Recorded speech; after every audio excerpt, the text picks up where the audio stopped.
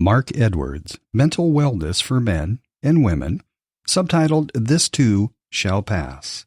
This is episode 115 on Alternative Health Tools Podcast, where together we discover and share new alternative health tools and resources from alternative healthcare practitioners and experts.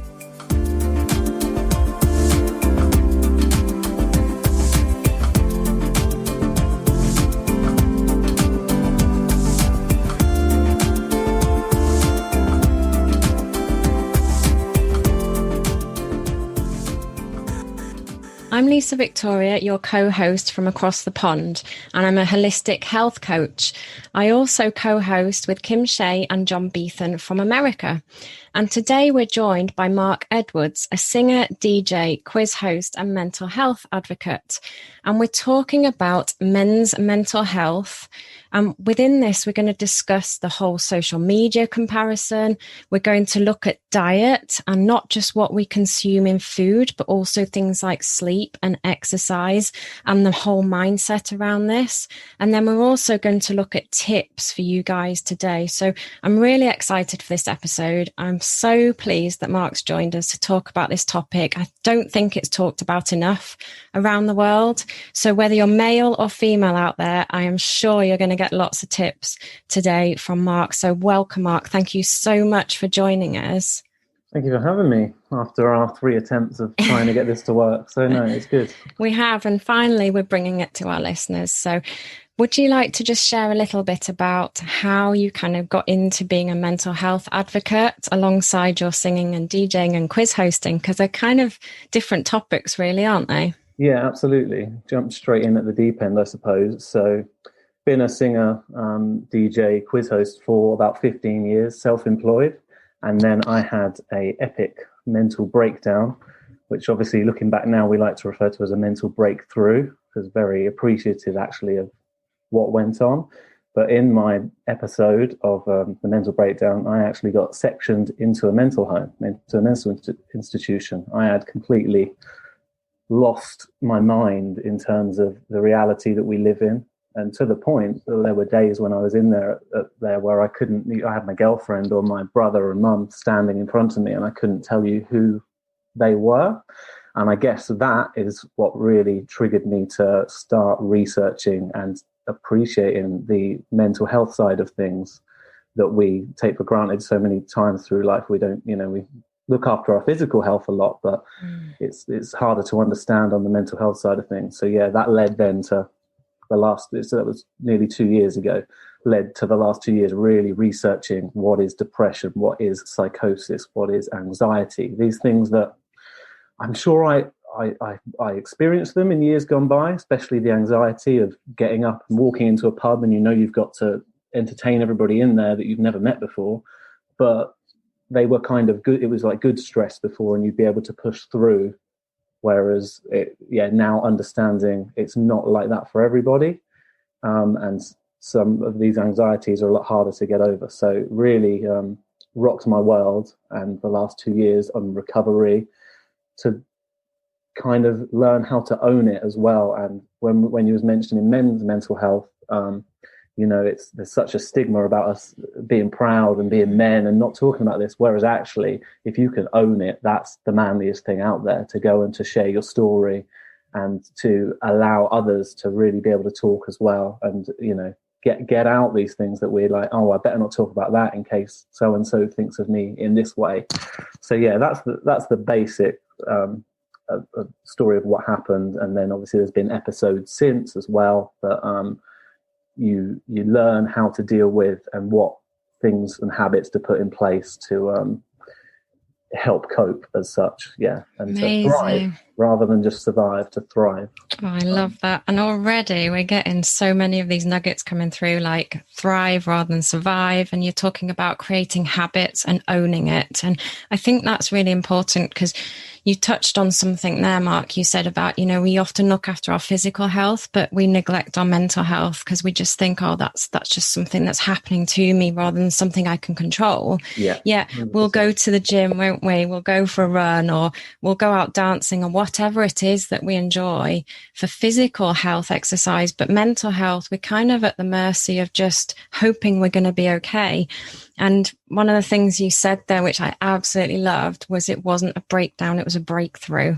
Oh, yeah. And that is amazing to share with our listeners, because if anybody's struggling out there right now, you're just going through a breakthrough, and you will learn something and you will come out the other end. So long as, like Mark says, if you start to own it and put those habits in place, you can turn something that seems quite negative into something really transformational and positive.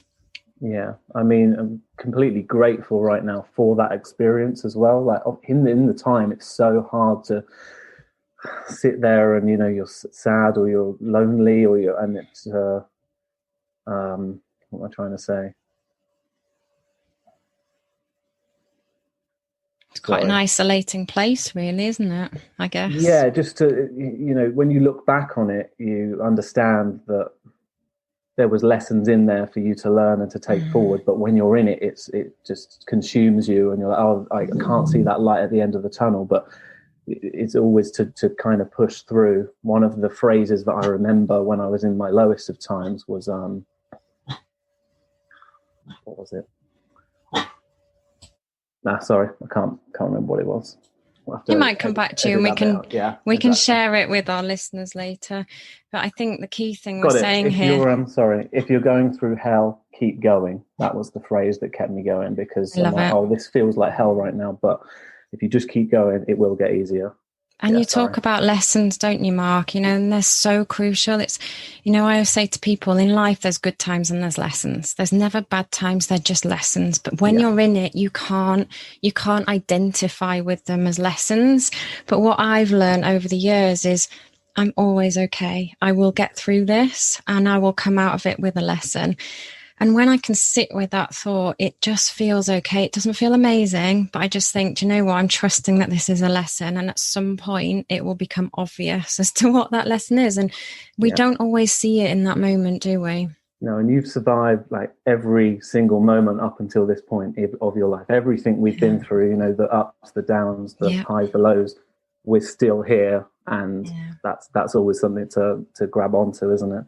And the negative voice will always say, this is the time. This is the time. And you think, well, I'm my age I am now, and I've weathered every storm up to now. So why wouldn't I weather another storm? And actually, in that moment when you're dealing with something, when you look back and see, well, compared to what you've dealt with previously in life, sometimes it's not even as big as what you've been through in the past.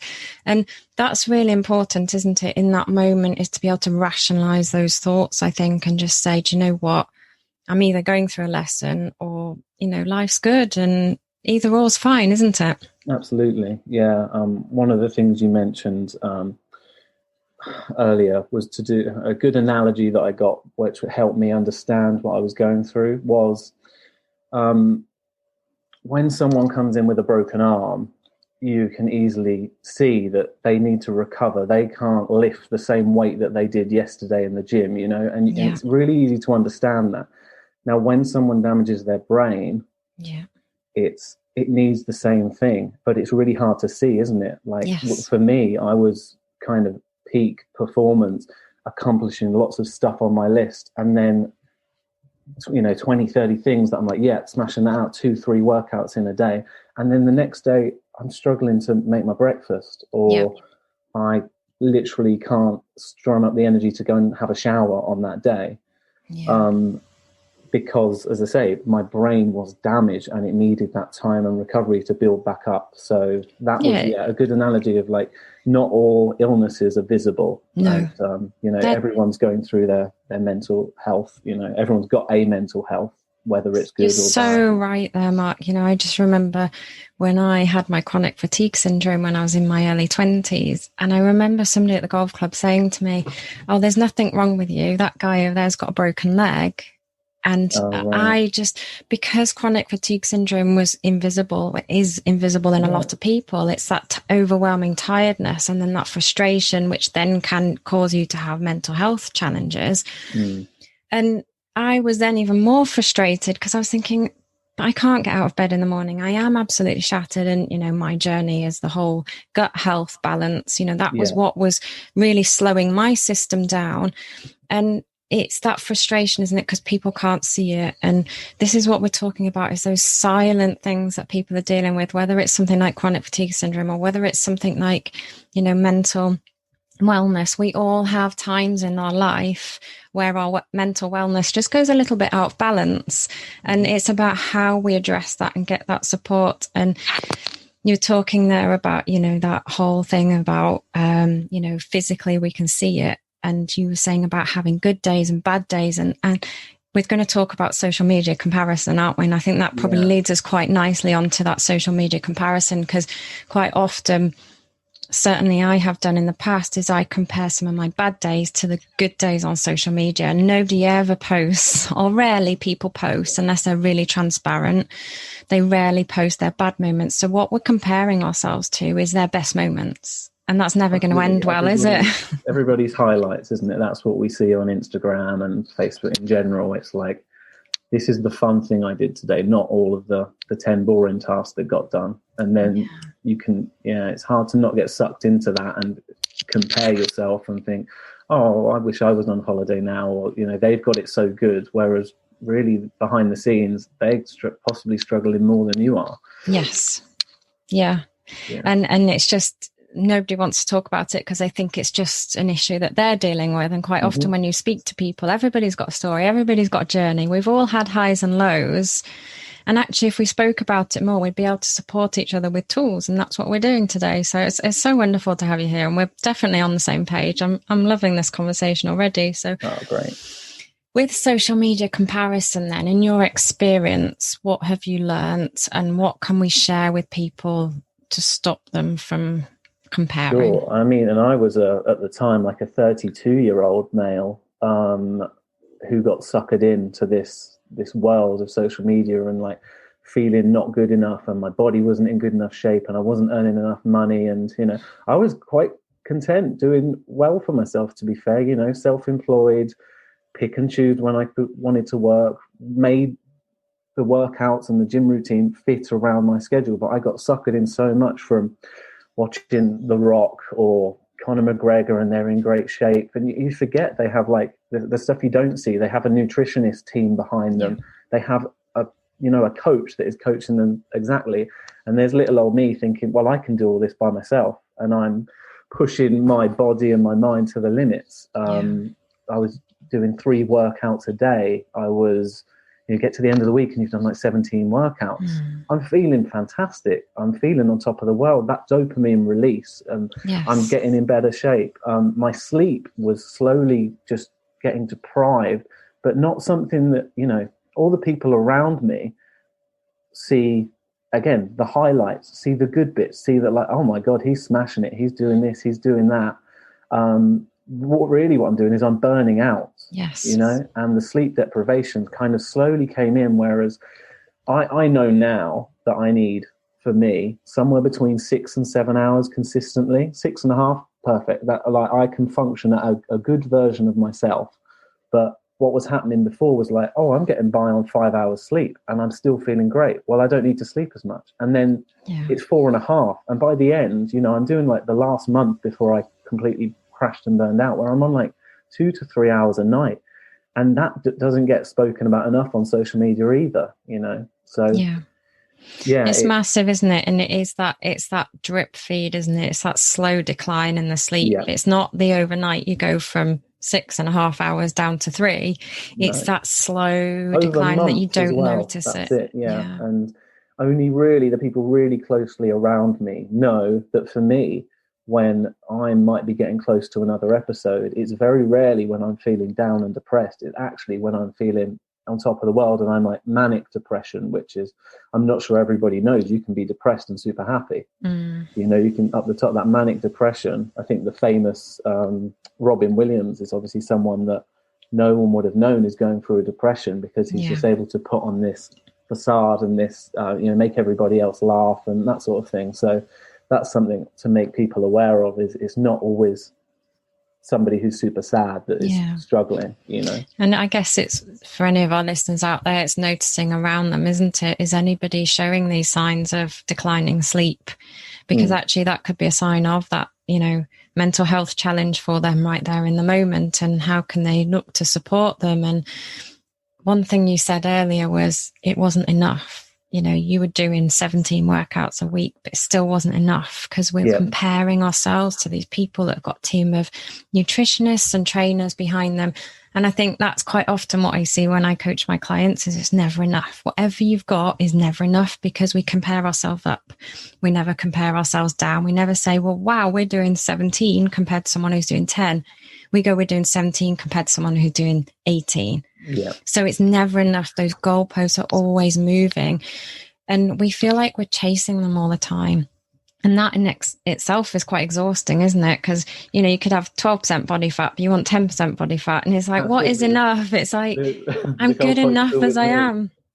That's it. Yeah. As soon as you hit that goal, it's like, well, what's the next one? Rather than just sitting in the moment and enjoying it. Enjoying that journey, isn't it? Of like, you want to celebrate all those small wins that. And I think that's one of the challenges with mental health is people think I'll be there when I've met the right person or I've paid my mortgage off or I've changed my job or I've got my, you know, retirement fund set up. I'll be happy when, or I'll be happy when I finish this week because I'm going on holiday. And there's always a I'll be happy when, it's conditional. And I think, like you say, when you get there, the goalpost moves. Yeah, so we're just chasing happiness, aren't we, all the time? I mean, but you can choose to be happy in the moment. You can, you know, I'm happy now having this, you know, the worlds have aligned that we get to have this conversation right now. What an awesome moment.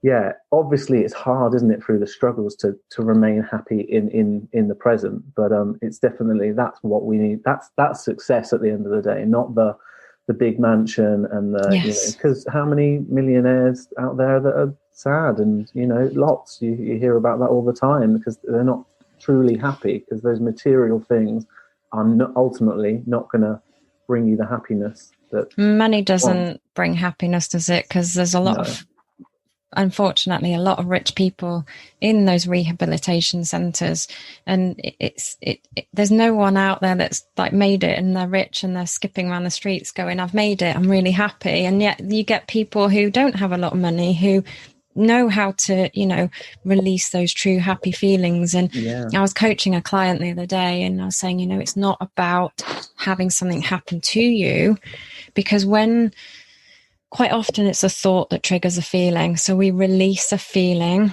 based on the thought we attach to something. And all those feelings are within inside us. Just like you said, Mark, you know, we're sat here now and we can choose to be happy in this moment because we're just releasing a feeling. And in some moments, like you say, it's difficult to be happy. You know, we're human beings. We have highs and lows, and that's the natural kind of rhythm of the heartbeat, isn't it? It has ups and downs. And I think it's just when you can't find that happiness to release, just know it's okay to not be okay and it'll pass. And when I learned that was so powerful for me. It's not that pressure of having to be happy all the time.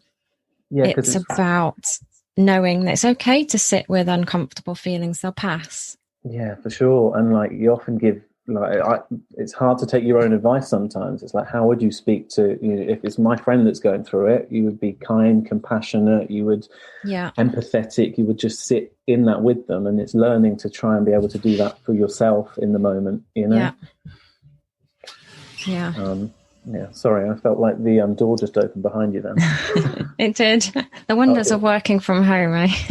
Yeah, that's it. 2020. So social media then, let's talk about social media. So we've talked about comparing ourselves to others on social media. Have we got any tips for people around social media? So this also will kind of touch on the diet that we were going to kind of talk about. Is diet isn't just our food that we eat or the exercise that we do, it's what we consume. So in terms of like the Instagram story and who we follow, if you're constantly feeding your brain with someone who's very negative, then, you know, that's going to start to rub off. So often you need to kind of filter what you consume on social media as well, you know, and get a balance, isn't it? Massive. And I love how you've connected the diet into there. It's not just what we consume food wise, but what we're consuming on social media. And there's a saying, isn't there, is the people we hang around with the most we become like. I think it's the top five people or something. Yeah. So it does make you think about kind of cleansing your environment, doesn't it? And who you're following on social media or who you're hanging around. And you know, it's that balance, isn't it? Because if we're constantly following people who, like we said earlier, you know, we're comparing ourselves to them because they've got this amazing physique, actually that can be equally damaging as being around negative people, can't we? So it's about looking for inspiration, I guess, and looking to follow people who support you to who you want to be and where you want to be in life. Yeah, definitely. That's definitely suckered me in with you know, aspiring to be like The Rock, as I say. Like, it's good to have that, but then you need the balance of other people as well to keep you grounded. Yeah. Wow. Yeah. So I guess the tip there is just to be aware of what you're consuming on social media and make sure it's working for you, not against you. And it takes time, and it's hard to sometimes, you know, shut off your friends as such, because over time you want to be there and supportive, don't you? But sometimes they're not good for your mental health, and you need to distance yourself from that. You can still be kind, but you need to look after your own energy and your time, and who you spend that with and who you share that with will ultimately, you know, have an effect on how you live your life and how happy you are, right? If you're constantly around helping everybody else before helping yourself, you're going to burn out. You've got to kind of, I don't know, it's not selfish. It's you have to put yourself first, and then when you're in a better place, you can then help more people. Yeah, I love that. It's self-care, not selfish. And that's really, really good, because there's a lot of people out there, aren't there, that kind of think, well, if I'm not helping others, then, you know, that is selfish. And you can't help others if you're not helping yourself too. You've got to include yourself in that equation. Yeah. And someone once said to me about a circuit once, and you cannot give if you're not receiving, and it goes round on a loop in a circuit. So you've got to put one hand out to receive and the other hand out to give, because if you're putting both hands out to give, you can't connect that circuit up to receive. So one hand should be connected to receiving and one hand should be connected to giving, so that flow and that circuit continues. And I just thought it was such a lovely analogy. Yeah, I like that. For people who are perhaps thinking, oh, no, I need to be a giver. You know, there's a lot of people out there who are givers or healers or want to help people. But you're 100% right, Mark. You cannot give if your energy is depleted yourself, because you've got nothing to give from, have you? Yeah, that's it. And, you know, even when it comes to family at certain times, you know, you want to be there for everybody. Of course you do, but you just need to, like, kind of learn as and when you can, you know. I love my dad to bits, but there's sometimes where he'll phone me up and I'm like, I can't take that phone call right now. I'm not in the right headspace. And then I take an hour. I'm feeling a bit better right now. I'll give him a call back, and now it's okay. But and it's okay to take that time as well. You know, it's not selfish at all. You're just making sure you're in the right headspace to give of your best to that individual, and that's not selfish. That's so responsible, actually. I think that's a great tip. You know, don't always think that you have to be available for people all the time. You know, it has to be right for you too, doesn't it? Yeah, and I try and share, say, through my social media, not that I've got a massive following anyway, but I do quite a lot on, like, my Instagram stories. But so the days that I'm very productive and I get lots done, I'm sharing that stuff. But I'll also share those days where, okay, today I just had a Netflix marathon and I just had a nap. And it's just as important to share that stuff as well, because that's real. That's real life. That's what we do, you know, especially in 2020. God, I remember in lockdown 1, I definitely struggled a bit with, like, on the depression side, because you get sucked into seeing everybody's just accomplishing so much. And, oh, well, I've got the day off now. So I've read a book and I got up and I exercised and I went and did this and that. And I'm like, oh, I've done nothing today. You know, it's hard to put it into context if you see that. So it's an ongoing process, filtering your diet. You know, when you're feeling better or you want to be more inspired, you can go and follow a few more people that inspire you. When you don't want that pressure, just unfollow for now. You know, it's about adapting, I think. Yeah, I think that's huge. And lockdown for me as well. I got busier in lockdown. I was working more hours. And like you say, there was people on social media going, oh, I'm sitting in the garden now, having, you know, a nice time in the sun and, you know, topping my tan up. And that little negative voice creeps in and goes, oh, well, you haven't got time to sit in the garden and work on your tan. And, you know, it's that whole comparison thing again that we talk about, isn't it? But knowing about the negative voice and the coaching that I do, I was able to manage that. But I guess for some people, it goes down that rabbit hole, doesn't it? It's like that, oh my gosh, they're doing more than I am, and I need to do more. And then that comes the pressure. But I love what you said about you share even when you're having a Netflix day, because that is keeping it really real, and that is you showing that you're owning it and being the example to people. It's obviously still tough, isn't it? You know, there's still that inner voice in my head going, nobody needs to know that you're in your pajamas all day today, but it's real, and people actually will resonate with that more than 100%. This is the success that I did this week when I ran a half marathon. You know, they're gonna resonate with the other side as well. And it'll give them the acceptance as well that it's okay that they have productive days, and then days where it's okay to sit and relax and put your own oxygen mask on, because we don't have to be doing all the time. And we have become, you know, a kind of race of doing, haven't we, rather than being. And we were born to be. And I think we've sometimes lost connection with that. I wish we'd been recording this as a video as well, because what was that on your elbows? There was just the fluffiest elbows I've ever seen.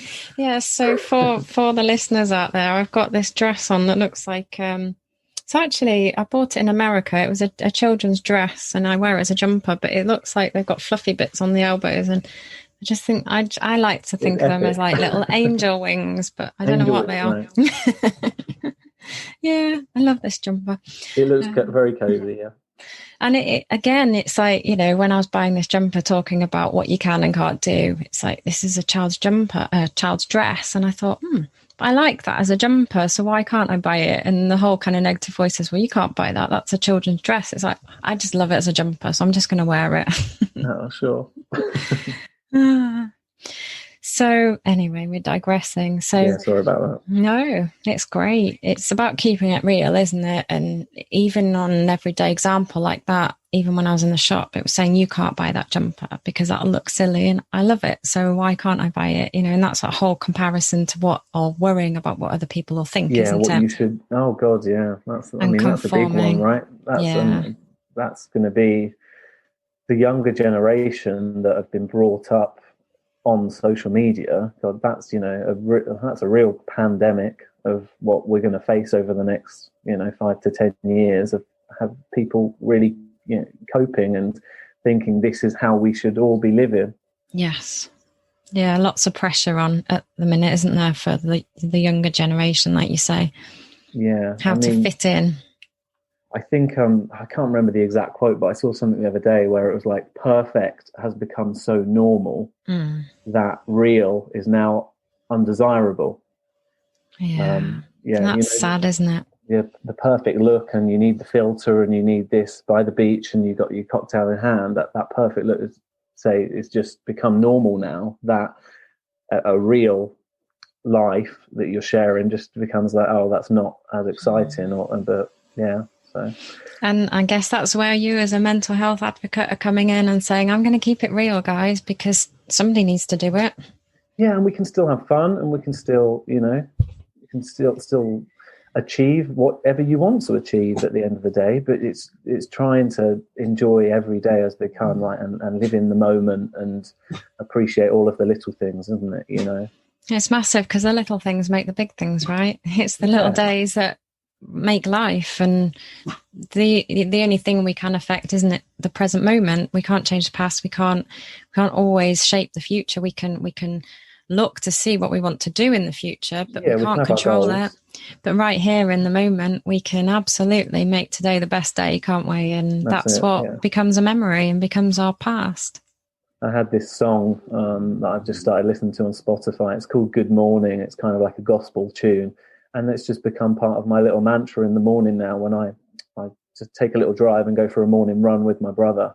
And I just, that song on, it just lifts me up each morning. So that's today. That's what I shared on Instagram, was me just singing along in the car and hoping that it brings some joy to somebody else that's maybe having a not so happy day today, you know. I love that. And I love music. I can't sing, but I love music, and it does lift me when I put a song on that I enjoy. It's an instant lift, isn't it? Definitely affects your mood, doesn't it? And in the ups and the downs, you know, if you're sad and you're grieving, God, can you feel those lyrics when you're in those moments? You know, you're like, God, this song was literally written for me. And same with the highs, when you're feeling great, you know, that one song comes on and you're like, oh, this is it. So, and I think it's quite a simple tool we can all use, isn't it? That's often overlooked for mental health, is go and put a song on that you like, you know, right there in that moment, because whilst you're listening to those words, you can't be thinking of those bad thoughts usually, can you? If you're consumed by listening and following the song, you can't then be thinking about something else. So actually there's a bit of respite in the moment, isn't there? Yeah, I'm a big fan of Tony Robbins. I've got tickets to go to his event as long as it goes ahead next year. Amazing. But he always talks about breaking the pattern. So, you know, obviously at times you've got to sit and you've got to try and understand if you're feeling sad and you're in the sadness. But then you'll often find, what's your body language like when you're feeling a bit down, depressed? Is your shoulders slumped? Are you talking quite quietly? And then so you feel like an idiot in the middle of your kitchen, but, you know, stand up straight, put your shoulders back, put on a song, sing along out loud. You're breaking that pattern, and you're going to start to feel better, you know. And the more that you can get those habits in, or whatever works for you, that, you know, that'd be one thing that would work for me maybe, but for everybody else, it's getting those habits that you're able to just kind of snap yourself into a better mindset, isn't it? Into a better state of mind. Yeah. And it isn't just, like you say, just changing those thoughts. It could be, like you say, just changing your state, your physical body. Yeah. Because actually that communicates to our brain, doesn't it, that we're feeling different. So shoulders back, like you say, put on a song and sing or something just to break that. And it's going to feel fake. It's going to feel fake to start with. You're like, I don't feel like doing this, you know, like this is just not. But over time, it really start to reap the benefit of it.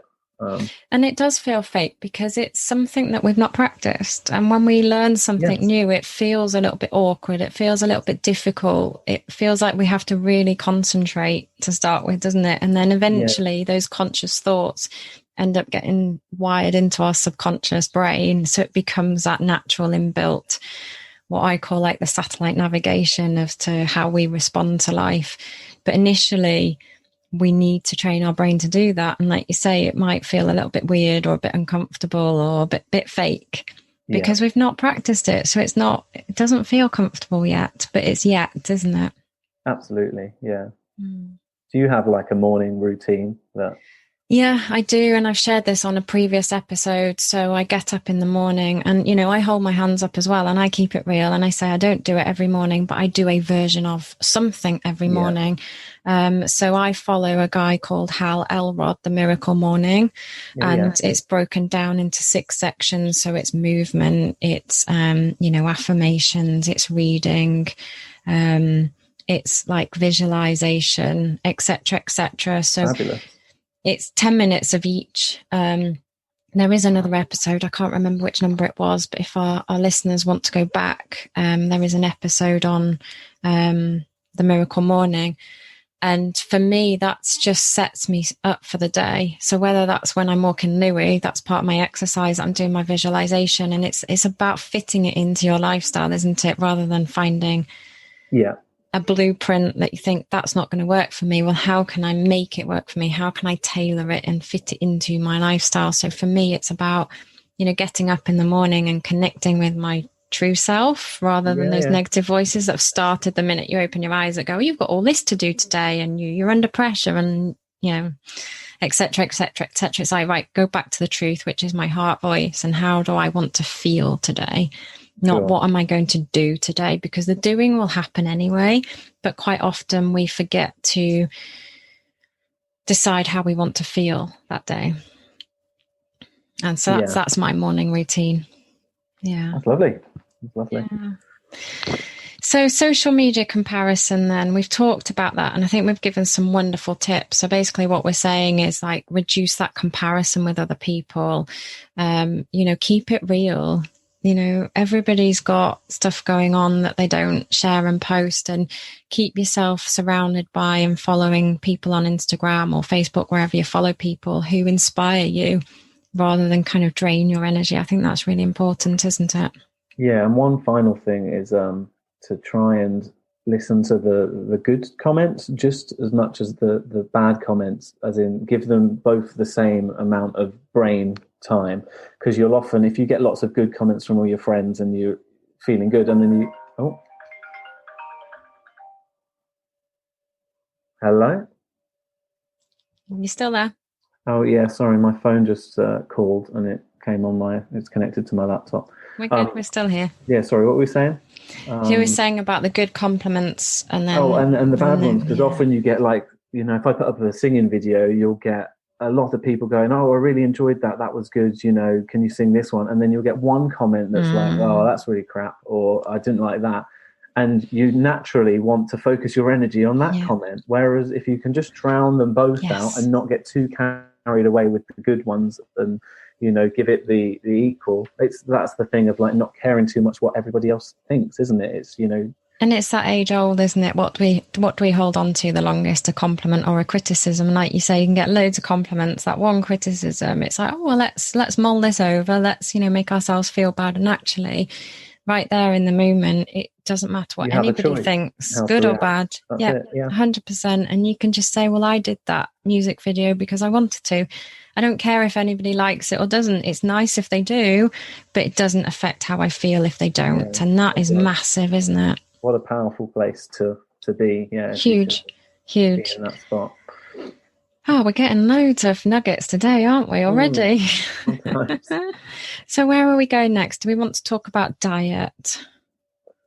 Yeah, can do.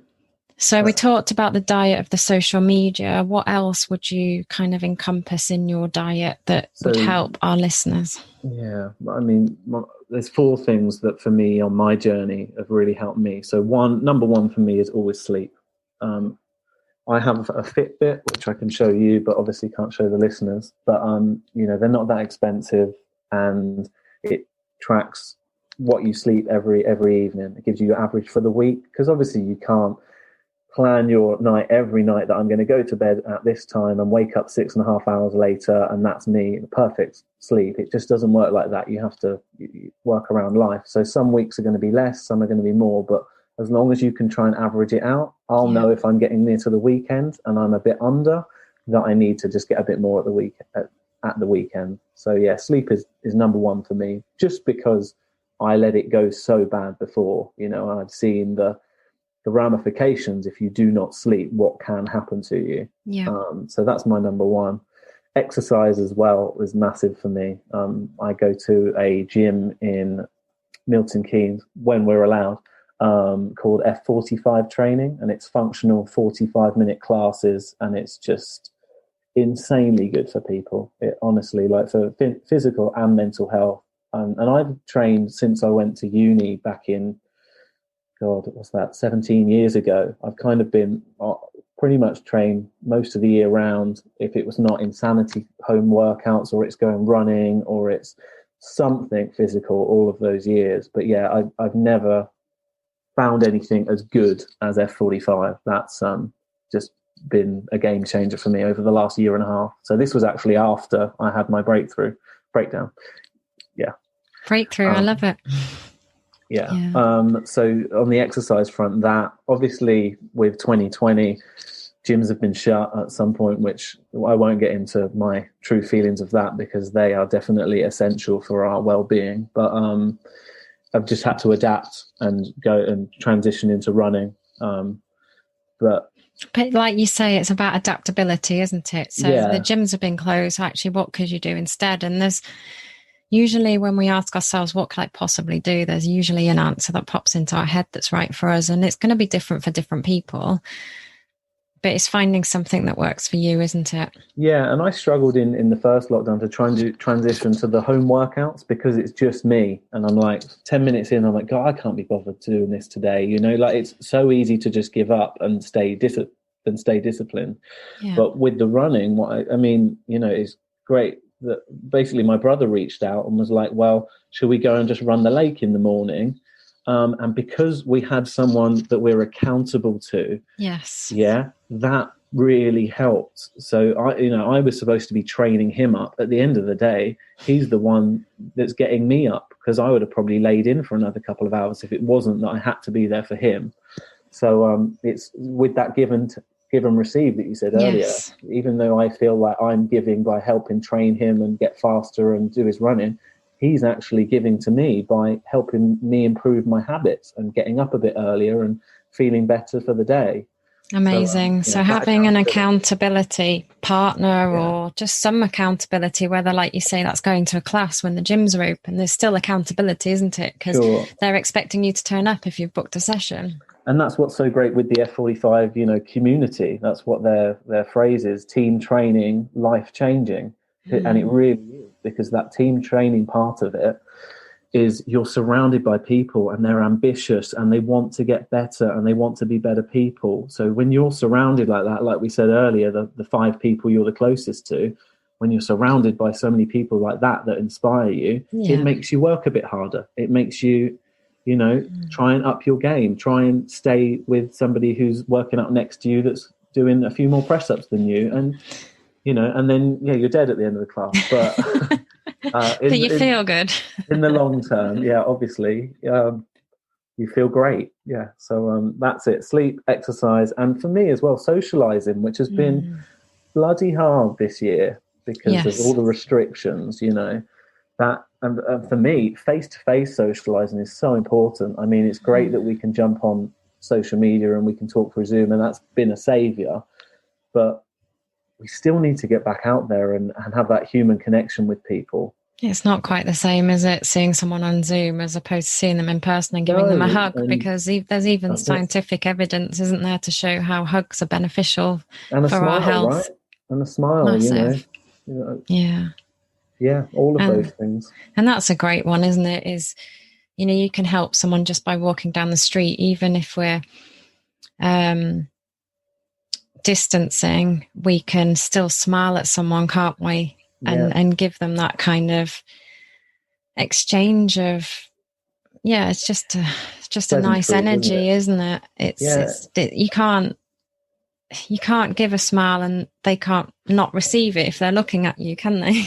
Yeah, God, I've got so many, I would like to call them friends, of when we run around the lake in the morning now, because it's the same people that have got their habits. They're either out for a walk or a run, and we like give a little wave or a good morning, you know, nice to see you again. And that's it, that connection. Because if not, and I was very much like this in lockdown 1, you start to withdraw. You start to go, oh, well, I don't have to go out. I don't have to speak to people. And then before you know it, 3 or 4 days have gone by and I've not spoke to anybody. Yes. And then it's so much harder to break that pattern and to get back into normal life. I remember going back into doing my quizzes and thinking, I've forgotten how to speak to people, to hold a normal conversation, because I'd not done it for a couple of months, like properly.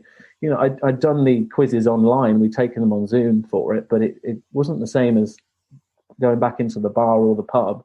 And that anxiety that had built up. And I'm someone that's been in a room for 17 years with people. So I can't imagine for younger people or for people that aren't used to doing that to now, you know, the stress of having to go back out, it's going to be a rough road to try and kind of push through and get back to that being normal again. So in that moment, I guess, because you've touched on a really important point there, Mark, about, you know, going back out into kind of society after being locked down.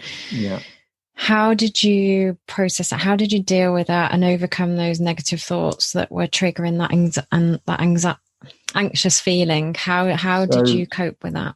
Yeah, I mean, it took some time still, you know. It took a few weeks of being back in the pubs before I found my groove again on the microphone and was comfortable and was able to have the banter with everybody and you know, make everybody have a good time.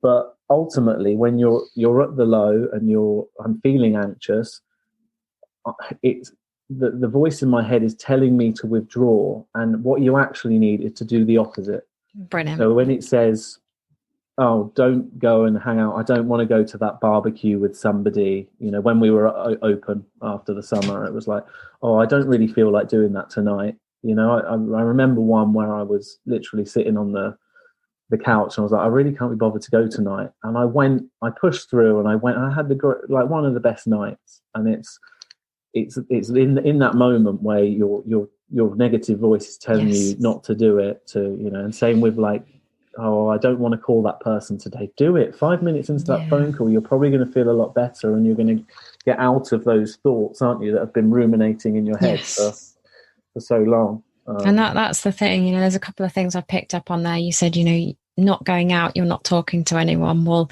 it's not strictly true, because we're having a conversation with ourselves, and that never really ends very well, does it? When we're having a conversation with ourselves. And that's exactly what you're talking about, is that conversation then continues and then says, well, don't bother going back out because we're okay indoors, or don't bother phoning that person because it's okay. But like you say, when you do it anyway, that's when the magic happens. That's when you think, oh, I'm so pleased I went and connected with that person, or I'm so pleased I phoned that person because I feel loads better now. I'm back to my usual self. And that's about connecting back to your heart rather than your head that says you shouldn't do this. And I laugh with my clients because we say we just don't value the opinion of the negative voice anymore, because it's that age old, isn't it? You've got gym class at 8 p.m. and at 7:30, it says, oh, don't bother going today. You're really tired. You've had a long day. You've been busy at work.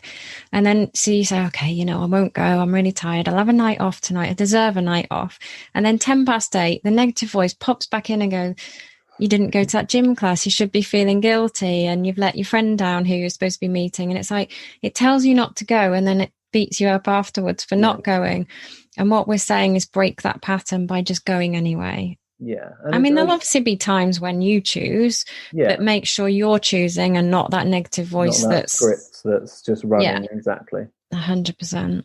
Obviously it's about balance, isn't it? There are going to be times where you're like, actually tonight I do need that chill and let's just watch some TV and not go to the gym. But it's about finding what works for you as well and not overdoing it. It's working from your heart space, isn't it? Because your heart always knows and says, well, actually tonight you don't have to go to the gym. Just relax.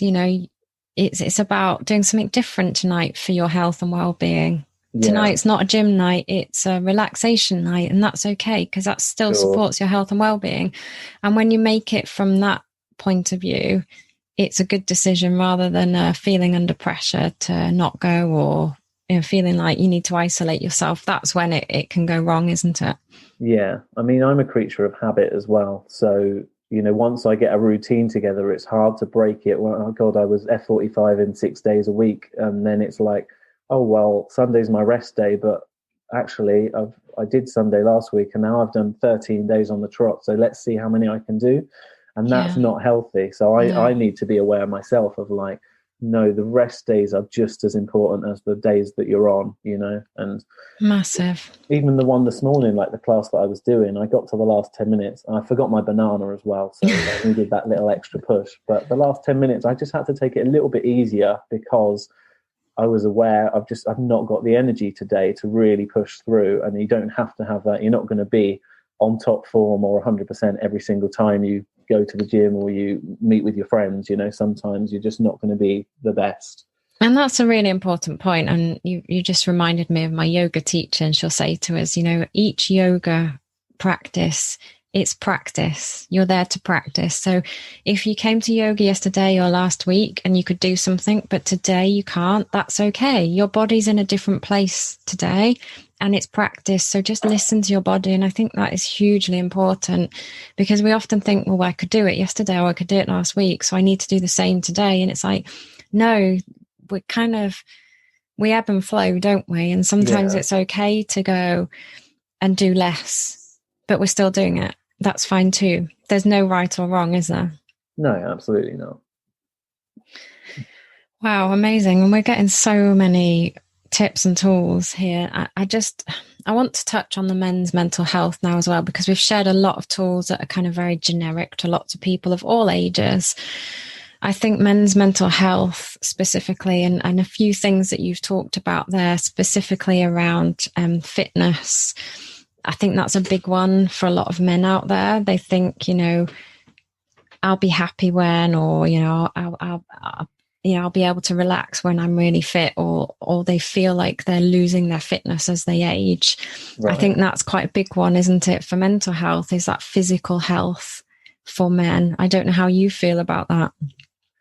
Oh God, yeah. I mean, there's still a level of me that's still striving to be better and be in better shape, but from a place of understanding it better now, whereas it got out of hand before. I still want to look as good as I did at 21 when I'm 40, actually better, but because I've made the right steps, I've improved my diet, I've put my sleep as number one, not because I've just smashed it out like a celebrity for 6 weeks and tried to, get fit in an unhealthy manner, which is what I was doing before. So I still think these things are important, and you can be whoever you want to be, but it's what's going to make you thrive and feel good every day. Yes. And I think what I'm hearing from you there is about valuing your body and, sure. rather than feeling like you have to do it. It's a different energy, isn't it? I mean, this is our body. This is our car, right, that we go around in every day. Like if you had a problem with your actual car and things were falling to bits, you'd go see your mechanic, you'd get it fixed, you'd get this tweaked. And it's the same with our body. Like if you've got a sore back, I guess you go to a chiropractor, you go to a physio. We need to like look after ourselves and our car body as much as we would. It's our vehicle, isn't it, for this life, and we only get one. We can't trade it in or upgrade it. You might be able to get a knee replacement or something, but generally we need to take care of it. And I see too many clients who are sabotaging their vehicles, their own physical vehicles, and their mental and physical well-being. And I think that is so important, isn't it, is to just have that value of your vehicle that you've got for this lifetime. Yeah. So with the men's mental health then, because obviously there's a lot of guys out there who perhaps have been struggling this last year, what advice or tips could you give them? Where do we start? Yeah, where do we start, isn't it? I guess let's start with if they're feeling like, we talked at the beginning of the podcast, didn't we? Is, you've got to be all macho and brave, and you've got to put a brave face on. And I think that's a biggie for men, isn't it? You've got to be the kind of strong one. Yeah, I think it's trying to find that community that you can talk to people and not feel ashamed or guilty. Everybody's going through something, and you don't have to bottle it up. Often bottling it up is worse than actually talking about it. Get it off your chest. The breakdown I went through kind of forced it upon me, but there were things that I was holding and traumatic things that I was just holding on to, and I was like, I'll cope. I've got this. I can deal with all of these things. And since then, and being able to talk about it and going to counseling with a relationship or going to therapy and getting it off your chest, it's like, wow, it's such a weight off of my shoulders now that I was able to just talk about that, and I feel free, and I feel, there was definitely levels before where I'm like, oh, what would everybody think if that came out, that they knew that about me? And ultimately, it just makes you human. Your mistakes that I've made in the past, like, I'm just human. We're all making mistakes. It's absolutely fine. It's just, I guess, whether you're going to take those mistakes, own them, and try and learn from them, isn't it? So that you don't keep making the same ones in the future. And, Amazing. Thank you for sharing. And what I'm hearing from you there is you noticed trigger points before, but you're perhaps trying to bury them and think, I've got this. Whereas actually in hindsight, if there's anybody out there who's thinking, I've got trigger points, what would you advise them to do? Is it just speaking to someone and going and finding that community? Sorry, could you just repeat that? So we talked about, before you went through your breakthrough, you had those moments where you thought, I've got this, and you saw that there was perhaps some trigger points before. If anybody's out there in that kind of state at the minute and kind of noticing that they're not feeling quite amazing and they're trying to control it all and bury it, what advice would you give? Is it reaching out to that community and speaking to someone? Reach out and talk, isn't it? That's the first thing, is like, I think, is it called Talk for Change? There's talking therapies, there's all sorts. But firstly, just like talk about, find somebody. If you can't speak to your mates because you're worried about how they'll judge you, or your family, then it's finding somebody outside of that you can just have a conversation with, even if it's over the phone for now, just so that you're not dealing with it yourself. And of course, a negative voice is saying, don't talk to someone. They'll think you're silly, or they'll think it's, you need to just pull your socks up or get on with it, or man up, as the term is. But actually what we're saying is, one of the words you used there, Mark, was you felt free once you'd done it. And I think that's been my experience as well. Whatever we're going through, when we share, it's like a problem shared, a problem's halved. And I think sometimes there's a bit of truth in that statement, is we can release it, can't we? Yeah. And these people that you reach out to, like, they're trained, they're trained, so they're not judging you. They've spoken to people that have been through way worse than what we've been through, and way less than what what we're going through. So it's, trying to just not feel weak because we want some help, God, we all need help sometimes. And it's just, not feeling that that's a bad thing, that we're reaching out. And And there's a saying, isn't there? What we hide controls us. And actually, right, okay, what we hide controls us, because we're kind of thinking about it and thinking, oh, I'm feeling like this, but I can't share it. So ultimately it is controlling us, because we're not able to free ourselves from it. And actually, when we share it, that's when the freedom comes in, isn't it? So it's, I coach many clients, and there's nothing that anybody's told me that's shocked me or surprised me, or that I can't empathize with them as to how they're feeling. And when we realize that, most people can connect with us on a feelings level. They might not be able to connect with us on an experience level, but they can on a feelings level. Oh, it's pressure off, isn't it? For sure. Yeah, for sure. Yeah. Amazing. Thank you so much for sharing, Mark. Is there anything else you wanted to touch on today? I mean, we talked about the law of attraction before we jumped on the podcast, but I don't know if you want to kind of touch on how that's helped you this last week. Overload. Yeah. Well, who knows? Maybe we'll do another chat at some point, and we can delve deeper into. Amazing. Let's do that. So I think for me today, I've taken away loads and loads of nuggets and reminders. So thank you very much from the bottom of my heart. And I'm sure the readers out there have probably been scribbling away or taking notes. But I think, just to sum it all up, for me, it's about, nothing's good or bad. It's what we take from it. And those mental breakthroughs, like you talked about, and owning it, researching it, creating new habits, looking at our diet, whether that's social media, sleep, exercise or food. There's lots of ways we can support ourselves, whether we're feeling an 8 out of 10 or we're feeling a 0 out of 10. There's always something we can do. And having that community around us and people we can talk to, I think they were kind of my biggest takeaways. Was there anything else that you wanted to kind of leave our listeners with, Mark?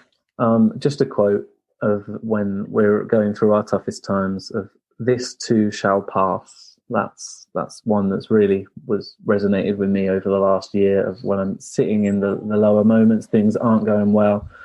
This too shall pass. That's such a powerful quote. And I'm going to leave it there. So once again, thank you so much for joining us, Mark. It's Lisa. Been an absolute pleasure. Thank you, Lisa. Thank you. And until next time, we'll talk law of attraction. Oh, exciting. Very exciting. So I'm Lisa Victoria. I'm your co-host from across the pond, with my other co-hosts, Kim Shea and John Biethan, across the pond in America. We hope you've enjoyed listening to this today. If you have, we'd love to hear from you. If you go to alternativehealthtools.com, there's actually a microphone where you can leave a voice note. So we'd love to hear your comments or your thoughts, or just anything really as to what you've enjoyed about this podcast. So please jump on there and leave us some comments and interact with us. And if you've liked what you've heard, we'd love you to share this with others around you. So until next time, I wish you all well. Speak soon.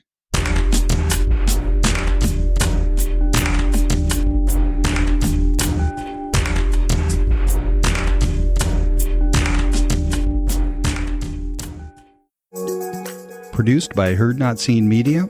Visit imaginepodcasting.com for more information.